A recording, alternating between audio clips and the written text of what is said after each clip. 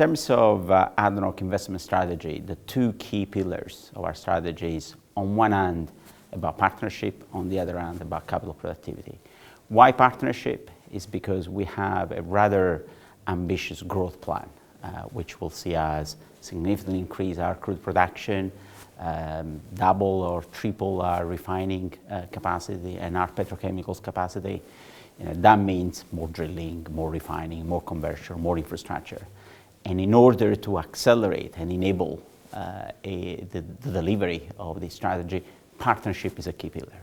It's about bringing partners who understand those assets, who can help us build and grow those assets, and with whom we can capture the value so created together.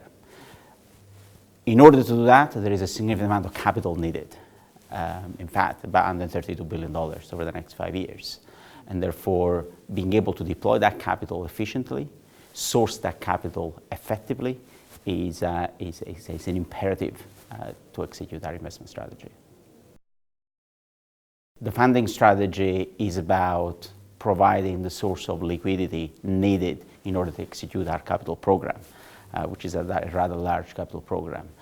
Up until now, ADNOC has relied mostly on operating cash flows, but there are more effective and efficient ways to source capital than using our own generated cash. And our financing strategy is really about diversifying the liquidity pool, while at the same time achieving a mix of financing sources that lowers our overall cost of financing, and is all in service of our 2030 strategy. This deal is important for two reasons. One, it talks to our capital productivity pillar of our investment strategy.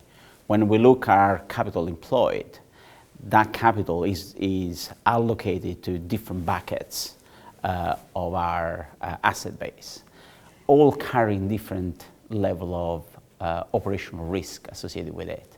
So it's very different to have capital sitting in a reservoir development versus having it sit in a midstream environment. Midstream has a much lower cost of capital than other asset classes that we hold in our portfolio. And it made sense to ring fence that asset in order to decapitalize the asset in the midstream, redeploy that capital where it can generate higher returns, and in the process attract financing money that is looking for a risk-reward trade-off that is more consistent with a utility type, infrastructure type of asset than it is with an oil and gas asset. And so this transaction was really aimed at attracting that money while optimizing the cost of capital of that specific asset class, generating $4 billion of proceeds, which then we can deploy in supporting our under $32 billion funding plans.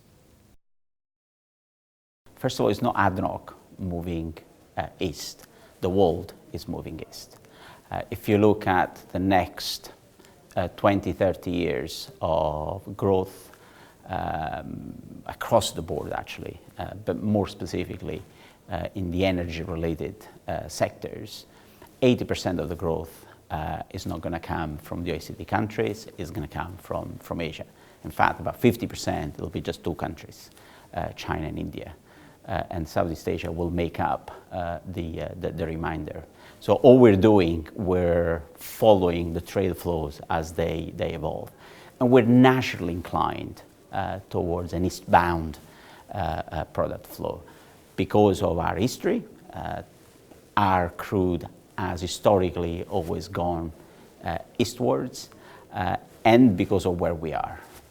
From the UAE, we can very competitively supply the Indian subcontinent, Southeast Asia, and therefore those are the natural markets for us from a downstream perspective. We're following our own molecules, and we're just following them a bit further down the value chain so we can capture the additional margin that comes from accessing the value chains deeper down. We have a number of deals in the pipeline. I can refer to the ones that have already been publicized, and we have an MOU in place with Saudi Aramco and the state-owned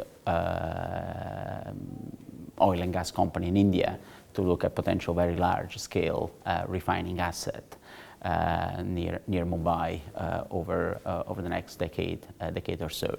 But we have a number of other deals that we're looking at, which I cannot disclose yet, as they're being negotiated as we speak. But what I can say is the completion of the ADNOC refining deal with Eni and OMV is the first step towards globalizing our refining assets.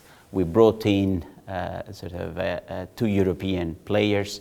We're looking at the potential Asian player that will move the center of gravity towards east and will provide us with a much more balanced footprint, which sees a partnership which has the core in Ruwais in the Middle East, has a center of gravity in Europe through the partnership that we are with Eni and OMV. And if we find the right partner on the Asian side, that nicely balances the overall flows of products for our refining business. The value, generally speaking, of, from our perspective, of a partnership with bond loans is that it provides us with a platform to broadcast our strategy. And it's great to have a good strategy, but it shouldn't be the best kept secret. The reason being that the more people understand what your strategy is, the more they'll reach out to you to help execute that strategy. And so it provides us with that opportunity to share what we're doing, to explain why we're doing what we're doing, and in so generating potential interest that then will forge or will act as a catalyst for future partnerships. From an investor perspective, it's a great opportunity to get to hear about what the big players and the not so big players are doing in this space. Get to know people, get to know companies, and create relationships that eventually will turn into business in the years to come. You know, business doesn't come from the sky, it comes from relationships built at events like this. So it's of great value, both for issuers as well as for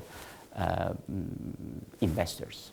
In terms of what others GREs can benefit from participating at the Bond Loans conference is being able to soak in what's happening in the region, is being able to hear of ideas that they might not have thought of, or create opportunities for tagging along to initiatives that other players have already started. It's a way to be in the market. Knowledge and understanding where the world is going is critical to design and execute successful strategies. Because in the end, a business is only successful is if it understands how to manage the future. Not necessarily, you know, and that doesn't happen if you sit in your little office and, you know, try to think about, you know, what might I do or what might I not do. It's about understanding where the world is going and how you might want to place against those trends. And Bond Loans Conference is a fantastic platform to achieve just that. Bond Loans in the Middle East is a great venue, is a great aggregation of stakeholders that you would want to have a relationship with and develop business with.